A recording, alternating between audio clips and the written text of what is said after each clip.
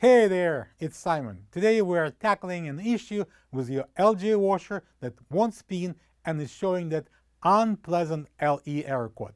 Before diving into the solution, make sure to like this video and subscribe to our channel for more DIY appliance repair guides. In this video, we will guide you through inspecting the rotor positioning sensor, motor harness, stator, rotor, and main PCB. Don't worry, this is something you can fix yourself, and we are here to walk you through every step. Let's get your washer back to spinning like new in no time. With over 2 million products in stock and the know-how to help you to do it yourself, we are AppliancePartsPros.com. Let's start by gathering everything we need for today's repair job. For the job, we're going to need a Phillips screwdriver, a pair of adjustable pliers, a flatblade screwdriver, a towel, a multimeter, and we need the socket wrench with a 10mm head, which is a lot smaller, and a larger socket wrench with an extension and 17mm head. Also, we need a mallet.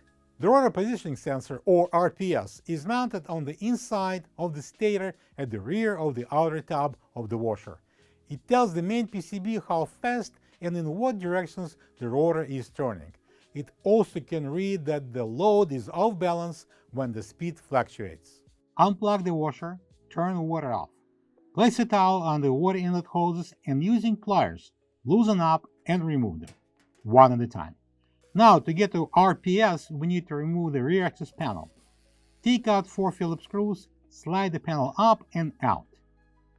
Trace the harness you see at the back to the edge of the rotor. This is the RPS 4-wire plug. We've got white, blue, gray, and red wires. Extreme care should always be taken to protect against electric shock, which could potentially result in serious injury. Please do not test live voltage if you are uncomfortable using a multimeter around live voltage. Get your multimeter set to volts DC, letter V with 2 lines at the top. Insert the probes into white and gray terminals. We are measuring the PCB output. Then plug the washer in, make sure the door is closed, and press the power button on the left side of the control panel. Don't press the start button. If you are getting 10 to 15 volts DC, the main PCB and both white and gray wires are okay. If you read 0 volts DC, test the motor harness, and if the harness is good, replace the main PCB. Next, we need to measure the output signal from the RPS. Move 1 meter probe from white to blue. Keep the second at gray.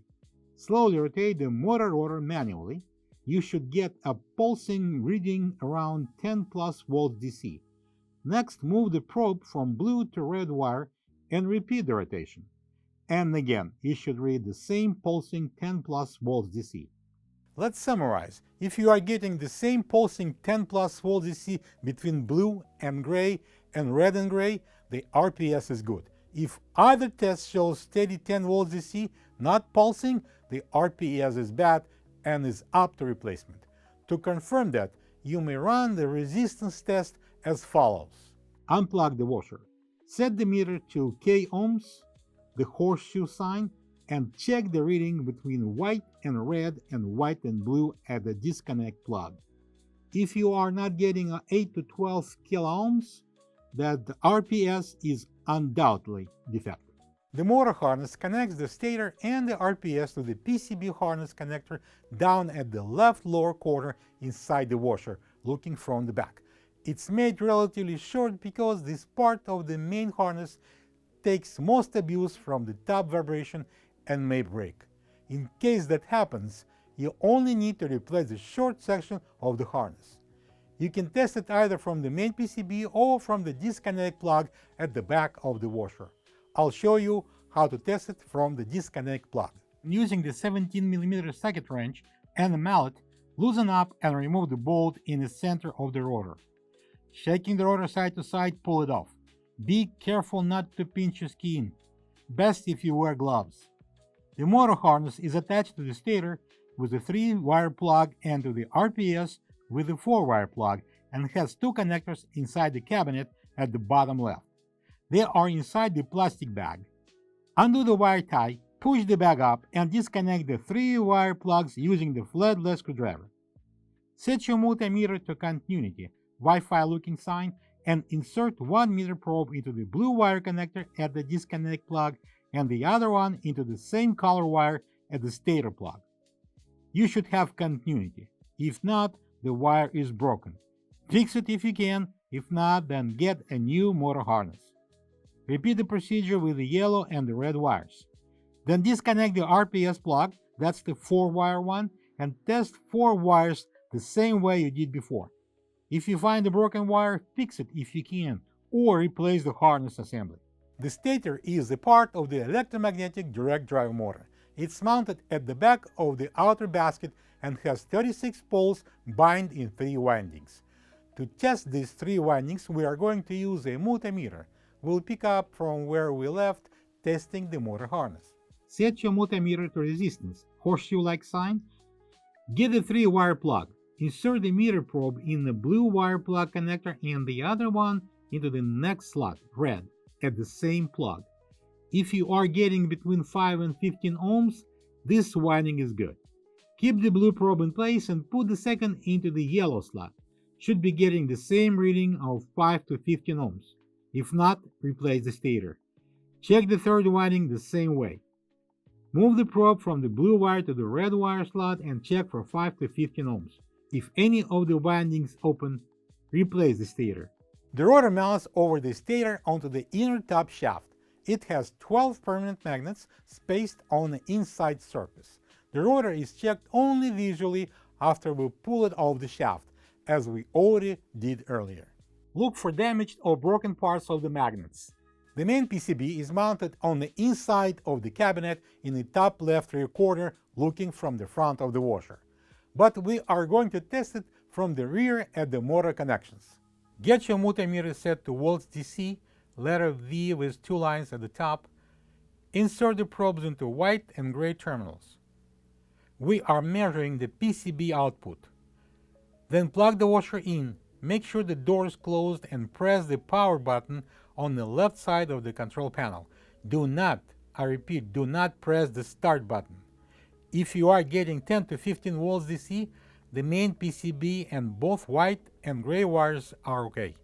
If you read 0 volts DC, unplug the washer and test the motor harness for continuity, and if the harness is good, replace the main PCB. As a result of our troubleshooting, we found the guilty party. It's the rotor positioning sensor, the RPS. The RPS is mounted on the inside of the stator at the rear of the outer tub of the washer.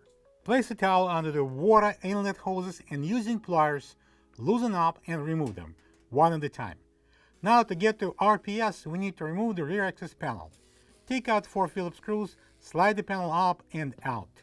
Next, we need to remove the bolt in the center of the rotor.